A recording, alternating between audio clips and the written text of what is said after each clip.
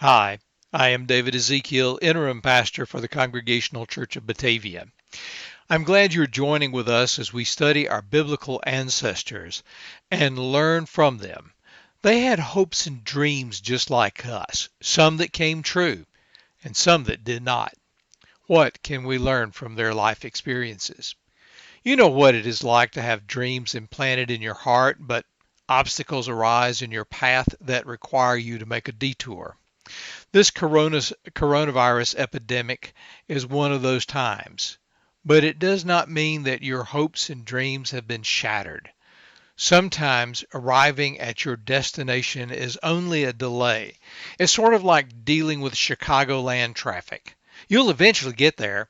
It just may not be on the schedule you expected, and you may have to get off the expressway and take the side streets. The Bible tells us of several who were on the path to the fulfillment of their destination, only to be delayed by various situations and circumstances. There was Abraham and the obstacles and delays he encountered. Then there was Moses and the children of Israel on their way to the promised land. King David in his ascendancy to the throne was delayed. Even angels sometimes encounter delays. An angel sent by God to assist the prophet Daniel in saving the Hebrew children had to enlist the help of other angels just in order to get through. But one of the best known narratives is that of Joseph, as God enabled him to rise to power to save Israelites and Egyptians. During his life, he was subjected to derision, deception, conspiracy, treachery, an attempt on his life, false accusations, prison, and palace intrigue. Each time there was a delay in his life, yet the Lord was with him, always empowering him to achieve the dream that the Almighty had put in his heart. Joseph's story is told over a span of 20 chapters in the book of Genesis. Now, that's quite a lot when we think about it. But as a youngster, Joseph was a precocious child. God had given him the ability to see things in dreams and interpret his and other people's dreams. Ultimately, those dreams saved two nations. He was indulged and doted upon by his father Jacob, and his overconfidence was increased by being Jacob's favorite son, which irritated his brothers and sisters, so much so that they conspired against him. Yet he survived and prospered, despite the many hardships he endured that many of us might have failed. In doing so, he won the hearts of whoever came across his path. Perhaps we can identify with one or more of these hardships that Joseph experienced. He was betrayed and deserted by his family. He was seduced by his boss's wife. He was punished for doing what was right. He endured a long imprisonment. He was forgotten by those whom he helped. And as we read his story, we can note that he always responded positively to each delay in achieving the purpose that God held for him. In each circumstance, his response transformed every setback. When others might have stepped back, Joseph stepped forward. In each of his experiences, in each of his setbacks, he transformed them into steps forward. He did not spend time asking why. He did not point accusing fingers. He asked, "What shall I do now?" Now, situations and circumstances will always come into our lives that will delay us from fulfilling all that God has planned for us. You know that is true. You have experienced it even in your own life. But God has a plan, a purpose, a destiny for your life to achieve. And as our text suggests, there may well be times in our lives when situations come that will delay us from achieving our destination, that will hinder us from achieving our dreams. The key to dealing with such disappointments and detours on the path to our dreams is to trust that God is at work to accomplish the divine plan. We set our goals for ourselves and work hard to achieve them. But sometimes Other circumstances interfere with those goals and the purpose that we have for ourselves. We can become frustrated or resentful towards ourselves, others, even our Creator. Things sometimes just happen to us that are outside of our control. When this happens, how can we find an empowering answer? Now, there's a great metaphor for this found in a wonderful movie named Field of Dreams. In that movie, there's a line that says, "If you build it, they will come." Now, in the movie, Kevin Costner seeks out an old man by the name of Doc Moonlight Graham, played by Burt Lancaster. Now, when he first meets this man, Kevin Costner is going there to tell him that there is a place, a field of dreams, which Kevin has developed where old baseball players can come together and be young again and relive their dreams. When he first meets Doc Graham, they begin to talk, and he asks Doc Graham about only being able to play just one inning of baseball. And Doc Graham tells him that it was his dream, his passion to play baseball. All of his life, he dreamed about playing baseball. And Doc says, "My whole life's dream was to be a professional. I took batting practice and fielded ground balls day in and day out. I pushed myself. I lived this passion. And finally, I made it and had my chance to play in the majors. But the whole season goes by, and all I could do was sit on the bench." Yet Moonlight Graham kept practicing and hoping to live his dream. Continuing his story, he relates, "Finally, it was the last game of the year, and in the 8th inning, the coach looked over at me and said, 'Kid, I want you in right field.'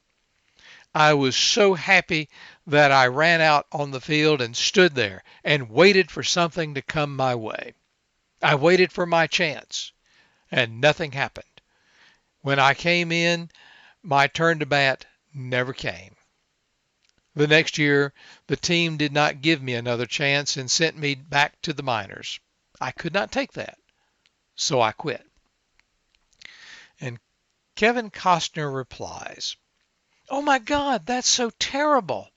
That must have been so devastating that it destroyed you, to be that close to your dream and never getting it, having your dream pass you by and not even recognize it must have been just totally destructive, painful thing in your life. That's a total disaster." And Doc Graham countered with, "No, son.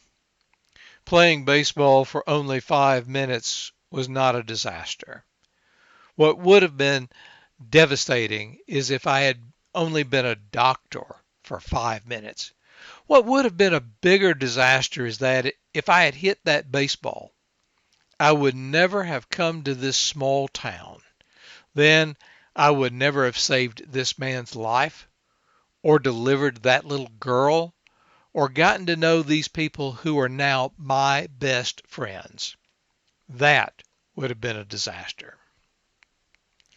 Sometimes not getting what you think you wanted is just what you need to reveal your destiny and gives you what you really want, what you really need. If that were not enough, they reinforced that in the movie with still yet another scene. Kevin Costner succeeds in convincing Moonlight Graham that he can relive that dream and brings him back to Iowa with him. And when Graham steps out on the field, he is young again on that field of dreams. He can feel the baseball in his hand, the leather glove on his hand, smell the fresh grass, feel the warmth of the sun on his back. And wearing his uniform, he has youthful muscle once again. He was enjoying himself out on that field, reliving his dreams. Then it came time for his turn at bat. And just as he was stepping into the batter's box, there was a scream in the stands. That scream came about because Kevin Costner and his brother-in-law were having an argument about the baseball field, for only the brother-in-law could not see the players out there. I guess he did not have the eyes of faith.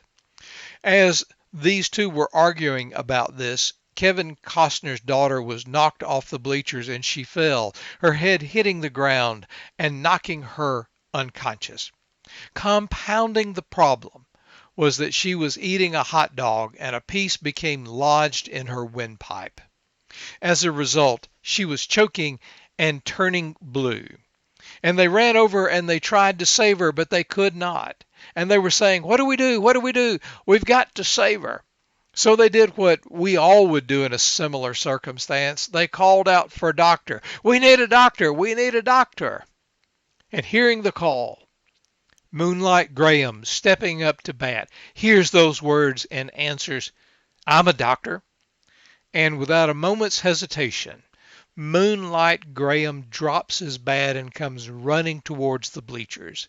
And when he gets to the foul line, he hesitates for a moment. He looks down and he sees the foul line, for the foul line divides the field of dreams from the other world.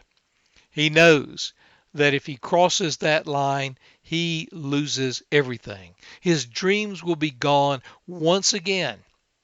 He cannot go back. He cannot live his dreams anymore. But Doc Graham does not hesitate anymore. He summons up his courage. He steps across that line and he saves a little girl's life. He loses his dream, but he lives his destiny. Inside each of us are desires to avoid pain and to gain pleasure. But deeper within are moral drives to go beyond ourselves, to do something greater, to do something more. And often they will go unrecognized by others, but they will be recognized by us, and they will be known to God. If what you have tried is not working now, it is preparing you for something more tomorrow.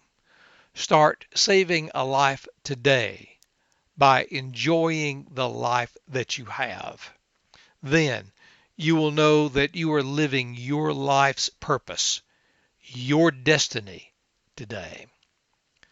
A lot of times our dreams do not materialize in the shape, form, or fashion that we had envisioned. Something somewhere went wrong. It might have been a relationship that soured. It may have been aspirations that did not pan out.